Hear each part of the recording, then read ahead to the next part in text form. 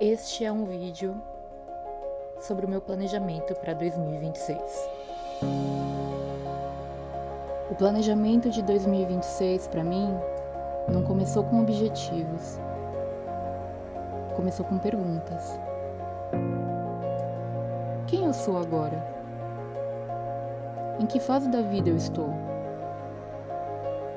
O que eu tenho condições reais de sustentar nesse momento? Acho que uma das coisas que mais fazem um planejamento não funcionar direito, ou então a gente ficar, lutando com ele, pensando assim, poxa vida, eu me planejei, mas aí surge um monte de coisa e eu tenho que refazer aqui, repriorizar, enfim, não fiz o que eu queria. É justamente tentar fazer um planejamento, e eu vou falar por mim, tá? Mas fazer um planejamento para uma pessoa que eu não era. Uma pessoa... eu vou fazer um planejamento porque eu, ano que vem, vou ser mais disciplinada. Eu vou ser mais constante. Eu vou ser mais produtiva no modelo do mundo, etc, etc. Eu vou fazer mais. Só que, cara, uma coisa que eu aprendi, e isso tem tudo a ver com o que eu falo sobre produtividade compassiva, é que planejamento que ignora quem você é violência disfarçada de organização. Pois é. Bom, e aí que tá, né? Hoje eu só planejo depois de me observar, de fazer esse exercício de autoconhecimento, de compreender como tá o meu corpo no momento, minha energia, no momento emocional. Eu compreender que eu sou uma pessoa, mulher, com 44 anos, eu desenvolvi uma fibromialgia durante o doutorado. Felizmente, tô muito bem de saúde em diferentes aspectos, que esse ano eu fiz muitas coisas assim, com relação à academia, alimentação. Mas compreender um pouquinho, né, esse cenário que eu vivo, que é diferente. Tô numa perimenopausa, então tem muita coisa acontecendo e eu preciso levar em conta que talvez o meu nível de energia não seja mais o mesmo de antes para algumas coisas, porém eu esteja mais disposta ou predisposta a fazer algumas outras coisas. Isso vai interferir no meu nível de descanso e de cansaço. Meu ciclo, menstrual influencia muito. Não dá para ter tudo, mas também acho que dá para ter bastante coisa boa se eu focar naquilo que faz bem para mim. E acho que um bom planejamento sempre vai levar isso em consideração. A gente pode chamar isso de maturidade, talvez? Que legal ser adulto! Planejar sem autoconhecimento é montar uma casa sem conhecer o terreno. Estudar os arquétipos fez com que eu entrasse no meu planejamento utilizando uma linguagem simbólica. Não como rótulo, mas como espelho. Arquétipos são padrões de energia. E eu acredito muito que cada um de nós tem um pouquinho de todos os arquétipos. Mas existe um que representa a essência. Tem outro que mostra como a gente se manifesta. E eu vejo um terceiro que seria uma espécie de tendência para onde eu tô caminhando e como que eu posso trazer mais desse arquétipo pro lugar que eu quero chegar. Então, isso muda com a vida, muda com as diferentes fases. Compreender o uso desses arquétipos ajuda a tomar decisões, ajuda a dizer sim ou não. No meu caso, por exemplo, eu vejo 3 arquétipos muito específicos.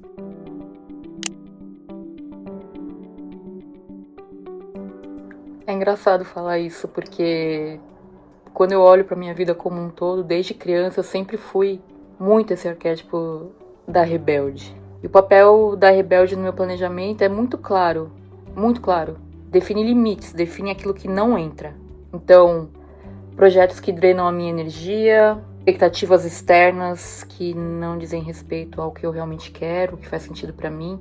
Na verdade, metas que não fazem mais sentido, né? Esse exercício é poderoso por conta disso, por mostrar que nem sempre o linear vai ser o caminho que a gente vai escolher. Acho que é dessa maneira que eu posso falar. Então a rebelde protege a minha energia. Tá, já a maga é quem cria estrutura. E transformação tem muito a ver com o poder do fogo, da criação, né? Transforma a intenção em algo mais concreto, em sistema. mexe com os elementos, com o material, né? Conecta rotinas, uso de métodos, o método Vida Organizada, com rituais simples na rotina. Desde objetos que eu tenho em casa, até projetos, realmente. A maga, ela não cria excesso. Ela cria caminhos.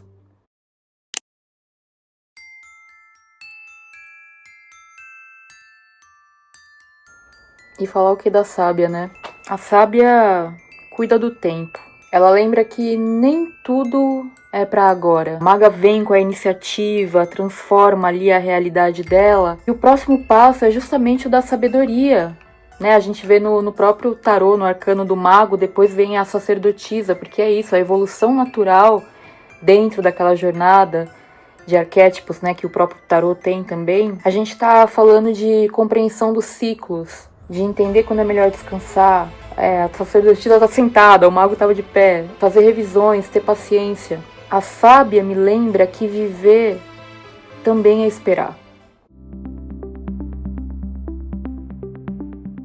Como eu falei, então, meu planejamento de 2026 tem menos metas, tem mais direção, tem menos controle e mais sustentação. É ver menos projetos, criar mais espaço, fortalecer as revisões constantes que eu já faço e ver o planejamento sempre, sempre como algo vivo. Lembrar que planejamento não é promessa, é compromisso possível.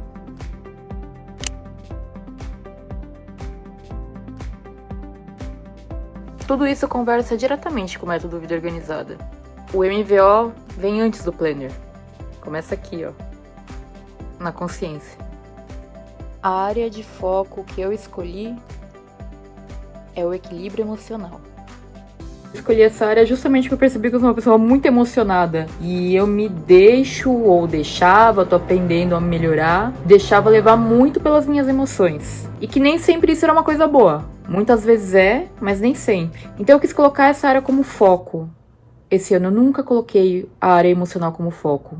Vai ser bom. Depois de ter esse porquê muito claro, e isso veio de fazer uma análise honesta das áreas da minha vida como um todo, eu fiz uma lista de tudo que eu quero resolver nessa área, dentro do equilíbrio emocional. E isso foi muito interessante porque me permitiu refletir, foi um exercício bem bacana que eu fiz, pra realmente listar, assim, tá, o que eu quero resolver sobre o meu lado emocional em 2026. E pode ser difícil a gente conseguir chegar em coisas específicas, como essa que parece tão abstrata, né, que a gente fala de emoções e sentimentos. Então eu pedi uma ajudinha pro meu amigo, o ChatGPT, e pedi para ele listar quais são os subtemas mais comuns, assim, que as pessoas pesquisam quando fala do equilíbrio emocional ou das emoções.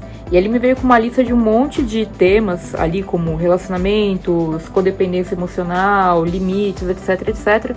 E com base nessa lista que ele me trouxe, eu fiz um brainstorm interno, assim, na minha cabeça. E fui pensando nas coisas que eu gostaria de pensar, de repente, como projetos pro ano. E com base nisso, eu tenho toda uma estrutura de subtemas dentro da área emoções, né, para todo o ano. E eu posso pensar em leituras, observações, exercícios, projetos para cada um deles. Então, por exemplo, em janeiro eu posso desenvolver autoconhecimento emocional e colocar como um resultado desejado, registrar e nomear emoções com clareza ao longo do mês.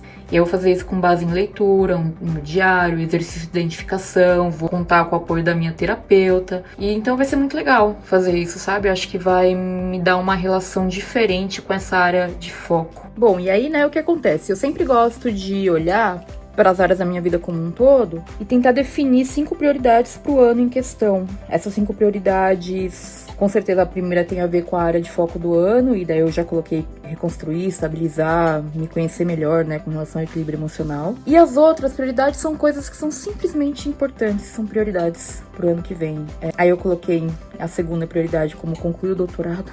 Em terceiro lugar, reorganizar e estabilizar minhas finanças, junto com a organização da minha rotina e estrutura de trabalho. Muita coisa mudou nesses últimos anos, muita coisa ainda vai continuar mudando, especialmente com o término do doutorado. Mas ter colocado o doutorado na minha vida trouxe, né, uma série de mudanças para minha rotina de trabalho, e agora eu preciso repensar muitas coisas. Enfim, a quarta prioridade eu coloquei que Assim, apesar de estar nessa ordem, não é uma ordem de importância, tá? Então, assim, são 5 prioridades, ou seja, 5 coisas são importantes. Que é cuidar da família, especialmente em relação ao Paul, né? O filhote vai pro 2º ano do ensino médio, aí se prepara, ele tá naquele... entre uma coisa e outra, né? Então ele tá muito afim de entrar na USP, quer estudar engenharia, tá todo motivado, então, nas matemáticas da vida. Então, continuar dando esse apoio pra ele, já pensando no vestibular, ele fez Enem esse ano, enfim, né? Mas assim, as gatas, os cachorros, a família como um todo, pessoas, né? Ressignificar minha vida doméstica, entender se eu vou ficar por aqui mesmo, no estúdio, durante um tempo eu acredito que sim. Tô gostando dessa ideia de morar num lugar menor, com menos coisas, eu acho que isso vai ser importante pra mim numa série de... Fica pra outro vídeo. Se você quiser saber mais sobre isso, deixa aqui um comentário. E a prioridade 5 que eu coloquei é estabelecer hábitos saudáveis de cuidado com o corpo, mente, energia, espírito, enfim, que é uma coisa que eu já tô fazendo, mas é continuar com isso, né? Essas 5 prioridades são muito boas. E aí, além disso, eu também olho pra cada uma das áreas da vida e defino de 1 a 3 prioridades pra cada uma delas. Então, as prioridades, elas vão especificando um pouquinho mais o que eu quero da organização dessas áreas. Então, quando eu falo em organizar finanças, fica uma coisa muito ampla. Então, o que exatamente eu quero organizar em finanças? Eu vou colocar de 1 a 3 prioridades ali pra eu observar. Então, isso é um exercício muito bom. Eu não tô compartilhando tudo com você, gente, porque é muita coisa pessoal. Eu tô falando como eu fiz aqui, o que eu fiz, na verdade. Porque o como eu ensino de verdade no curso do método, né? E aí, depois de listar essas prioridades das áreas, eu também sempre gosto de estabelecer uma meta de carreira e uma meta de hobby. Por quê? Porque pra dar pro hobby a mesma importância que eu dou pra carreira também, que senão acaba ficando de lado, né? Isso faz alguns anos que eu já faço. A meta de carreira com certeza é concluir o doutorado, nem vou colocar outro além disso, porque concluir o doutorado não é só defender a tese, tem um monte de coisa que tem que fazer depois. E a meta de hobby, né, eu tinha pensado já, coisa de desenho, tudo, mas eu acho que vai ficar muito no terreno da música, mas ainda não defini... eu ainda não defini exatamente o que, mas vai ficar na coisa da música. Ou gravar um disco novo, eu tô com 8 músicas que eu compus só essa semana. Aprender a tocar flauta doce, que eu tô com, ou transversal, eu tô com uma vontade de aprender a tocar flauta, que não sei de onde veio isso. Acho que eu tô ouvindo muito o Clube da Esquina desde que o Lô Borges morreu. E é isso. Fechando essas prioridades, eu consigo ter eu pensar sobre elas e chegar a resultados desejados, que seriam os projetos concretos para o ano. E aí, obviamente, que eu não vou conseguir fazer tudo de uma vez, então para poder priorizar esses projetos, eu vou fazer uma lista do que já deve estar em andamento e do que pode ficar em stand-by, ou seja, projetos em espera, que no GTD a gente pode chamar de algum dia talvez. Então isso vai ser legal, porque toda semana eu vou revisar e vou garantir que os projetos em andamento tenham próximas ações e vou avaliar o status de cada projeto, né? O que tem que estar em andamento, o que pode ficar em stand-by até eu reavaliar na semana que vem. Então isso é uma maneira que a gente tem de manter o planejamento do ano vivo e significativo. Uma boa maneira de pensar nas prioridades, nos projetos, é pensar assim, que todo ano a gente escolhe 5 prioridades como se fossem bússolas internas. A primeira nasce da nossa área de foco, no meu caso, emocional. As demais sustentam o restante da vida. Estudos, trabalho, finanças, saúde, família, vida doméstica, relacionamentos. A ideia é criar um ano com coerência, mas que seja significativo para atender às nossas necessidades, vontades e dentro das nossas circunstâncias. Ter uma intenção e uma direção claras, onde cada escolha conversa com aquilo que realmente importa.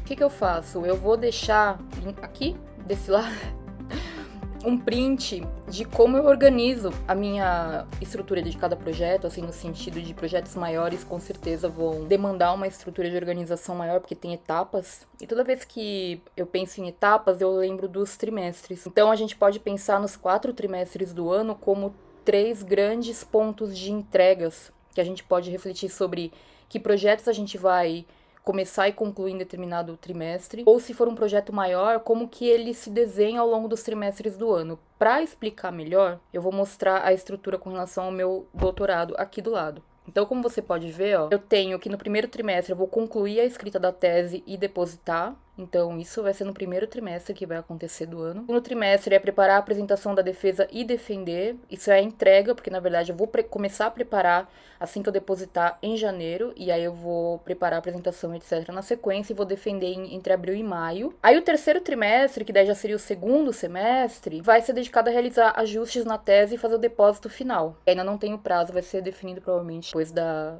defesa, né? E aí o quarto trimestre desenhar plano pós-doutorado, ou seja, o que eu vou fazer depois que finalizar, eu pegar o meu diploma, se pegar, né? Vamos todos torcer? Da mesma maneira que eu fiz isso pro doutorado, eu posso fazer para outros projetos maiores também. Por exemplo, na área da vida emocional, como é um foco maior, vocês viram que eu coloquei um subtópico, um subtema de emocional para cada mês do ano. Mas você pode, por exemplo, pegar um outro projeto seu que seja fazer uma viagem internacional no segundo semestre e você pode quebrar em marcos por trimestre. Por exemplo, no primeiro trimestre você compra as passagens, no segundo trimestre você reserva a hospedagem, no terceiro trimestre você guarda X dinheiros para levar para lá, troca o dinheiro, enfim, no quarto trimestre faz a viagem, algo nesse sentido, daí você vê roteiros e tal. Então, dá para você fazer isso, quebrar os projetos em partes menores, de acordo com a quantidade de tempo que você leva para concluir aquilo, de uma maneira que não fique te sobrecarregando. Quanto mais esse vídeo evolui, mais meu cabelo vai ficando todo bagunçado, porque tá calor, tá úmido, aí vai pegando a umidade, ele vai ficando... Daqui a pouco eu vou pra academia também. Mas enfim, pra finalizar esse vídeo, gente, que já tá gigantesco, mas acho que vocês estão curtindo, né? Eu quero mostrar o seguinte pra vocês, que é assim. E onde entra o planner, né? Esse aqui é um planner da West Village, linha da Tilibra. Ele é um planner fininho, assim, eu paguei acho que R$25 nele. Eu faço o planejamento do ano aqui, que é justamente a visão dos trimestres, do ano como um todo, das áreas da vida e dos meses. E aí, onde eu paro? Eu paro quando eu chego no planejamento dos meses. Principalmente janeiro. Como que eu faço esse planejamento? Eu listo do lado aqui as prioridades do mês de janeiro, eu coloco as datas que tem coisas, então a deadline do depósito da tese, aniversário da minha mãe, enfim, né? É quando que voltam as aulas do Paul. E eu coloco aqui do lado as prioridades. O que são as prioridades do mês? Eu olho os meus projetos, vejo os eventos que eu tenho ao longo do mês e defino aqui quais são as grandes prioridades do mês para eu manter esse foco nessas prioridades. Que aí quando eu for fazer o meu planejamento semanal, essas prioridades elas têm que entrar. Então, por exemplo, eu coloquei aqui em janeiro, vou falar... Acho que dá pra falar todas aqui pra vocês, mas basicamente, finalizar e depositar a tese, e isso vai ocupar 60% a 70% da minha energia ao longo do mês. Entregar o apartamento antigo, vai ficar pra janeiro, né? A gente tá finalizando os reparos e tal. Manutenção de rotinas de saúde, então alimentação, atividade física que eu tenho feito, etc. Férias do filhote, né? Férias do Paul e depois organizar a volta às aulas dele. Fazer um novo diagnóstico financeiro da minha situação depois que eu entregar o apartamento antigo, né? Tá com as coisas um pouquinho mais em ordem, assim, com relação a isso. O escritório vai receber muita coisa que era do meu apartamento antigo, então eu quero garantir a arrumação dele de modo que ele fique funcional, né? Não vou focar em organizar tudo direito, porque o foco é a tese. E cuidar do meu emocional, né? Ao longo do mês ali, porque a gente sabe, né, que a tese tem muita coisa pra falar sobre esse doutorado depois que ele acabar, gente. Enquanto não acabar, não tenho como falar sobre ele, tá? Então essas são as minhas prioridades, assim, pro mês. E quando eu for fazer a minha revisão semanal de projetos e for planejar a semana e for inserir ações de projetos e tal, eu vou olhar essas prioridades para garantir que elas estejam muito presentes. Por exemplo, eu vou olhar assim para a primeira semana de janeiro e penso, em relação à tese, o que eu tenho que fazer essa semana? Aí eu vou definir as ações e vou encaixar ali ao longo da semana. E aí esse encaixar ao longo da semana é uma alquimia, que envolve aí, né, a rotina, as ações pontuais, as ações recorrentes e o nível de energia, se eu coloco algum contexto para algum dia da semana, enfim, coisas que a gente aprende no MVO. É muita coisa para um vídeo só, gente. Desculpa ficar repetindo isso, mas é porque realmente é muita coisa para um vídeo só. É um método, né, implementação para a vida, assim. Só para constar que eu sei que essa pergunta vai aparecer. Onde eu organizo os projetos? Eu tenho uma lista simples no Todoist. Criei uma pastinha lá que é de projetos, e daí eu tenho duas colunas, uma de projetos em andamento e uma de projetos em espera, e daí semana após semana eu olho o que tá ali para definir ações, defino as ações dentro do próprio Todoist. Que mais, gente, que eu posso falar a respeito disso? Eu acho que é isso, né? Então o planner ele serve justamente para eu fazer esse planejamento escrito, porque eu prefiro fazer o planejamento escrito no papel, para mim funciona melhor. E esse aqui grandão eu uso quando eu estiver em casa, né, num domingo de manhã ou momentos assim que eu tenho mais disponibilidade em casa mesmo, é uma tarefa que eu gosto de fazer em casa, uma atividade. E o planejamento semanal, aí eu faço, é o nível operacional, ou seja, como que eu vou levar essas prioridades todas, né, pro operacional ali no ano mesmo, em questão. Eu pretendo usar um planner, sim, em 2026, eu já comprei, tô esperando chegar, daí eu até mostro pra vocês, mas eu fiz um vídeo aqui de análise de planners na Amazon, quem quiser ver, clica aqui, vou deixar na descrição do vídeo também. É legal pra você saber como que eu utilizo o planner, o que eu recomendo, o que eu não recomendo, mas se você não quiser ter um planner, quiser só ter uma agenda, como a agenda do Google, por exemplo, Outlook, enfim, ó, do celular, você pode ter só uma agenda. E aí a única coisa que eu recomendo é que você diferencie o que é uma informação organizada de uma informação planejada, ou seja, o planejamento que você fizer de atividades para você executar, planejamento de atividades você vai colocar numa cor diferente, tipo um cinzinha e tal, pra não confundir com o que tá organizado, que seriam os compromissos com outras pessoas e coisas que você não pode mudar a data, beleza? Em resumo é isso, acho que eu falei tudo que eu tinha pra falar, espero que vocês tenham gostado desse vídeo, ficou grande, mas acho que vai valer a pena. Deixa o seu like, me dê um trabalhão pra fazer, e se você gosta de vídeos desse tipo, inscreva-se no canal se você ainda não estiver inscrito, tá bom? Tchau, até o próximo vídeo.